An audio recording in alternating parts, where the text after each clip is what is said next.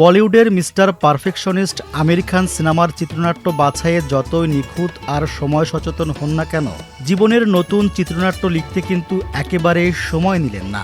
গুঞ্জন আর জল্পনা কল্পনার অবসান ঘটিয়ে অবশেষে জীবনের পিচে হ্যাট্রিক করে ফেললেন এই তারকা অভিনেতা। ইন্ডিয়া টুডের খবর বলছে, ৫ জুলাই স্থানীয় সময় দুপুর ১২টা ৪৫ বিবাহ নিবন্ধন কাগজে স্বাক্ষর করেন আমির খান ও গৌরী স্প্র্যাট। এ সময় পাশে ছিলেন আমিরের আগের দুই পক্ষের ৩ সন্তান ও গৌরীর এক পুত্র সন্তান। সেই সঙ্গে ছিলেন পরিবারের অন্য সদস্যরা। সকাল থেকে সেখানে এক এক করে জড়ো হতে থাকেন অতিথিরা। মুম্বাইয়ের বৃষ্টি উপেক্ষা করেই ঘনিষ্ঠরা আসেন বিয়ের আসরে।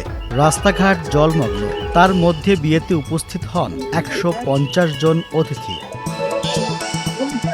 আমির খান ও গৌরী স্প্র্যাটের প্রথম পরিচয় হয়েছিল প্রায় ২৫ বছর আগে বেঙ্গালুরুতে। তখন কেবল সাধারণ পরিচয় হলেও সময়ের স্রোতে এক পর্যায়ে দুজনের পথ আলাদা হয়ে যায়। দীর্ঘদিন তাদের মধ্যে কোনো যোগাযোগ ছিল না।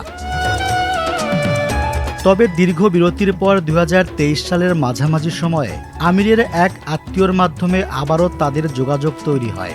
নিজের ৬০তম জন্মদিন উপলক্ষে সংবাদ মাধ্যমের সঙ্গে আলাপকালে আমির জানান, তাদের পরিচয় হওয়াটা ছিল একেবারেই হঠাৎ। পুনরায় দেখা হওয়ার পর থেকে দুজনের মধ্যে নিয়মিত যোগাযোগ শুরু হয়, যা সময়ের সঙ্গে সঙ্গে গভীর বন্ধুত্ব এবং পরবর্তীতে ভালোবাসায় রূপ নেয়। গৌরীর শৈশব ও বেড়ে ওঠা মূলত বেঙ্গালুরুতেই। তার মা রিটা স্প্র্যাট ছিলেন শহরের বেশ পরিচিত একজন সেলুন ব্যবসায়ী। গৌরীর স্কুলের পড়াশোনার একটি বড় অংশ কেটেছে ব্লু মাউন্টেন স্কুলে। পরে তিনি উচ্চশিক্ষার জন্য যুক্তরাজ্যে যান। ব্যক্তিগত জীবনে গৌরী এর আগেও একবার বিয়ে করেছিলেন এবং তার সেই পূর্বের সংসারে ৭ বছর বয়সী একটি পুত্র সন্তান রয়েছে।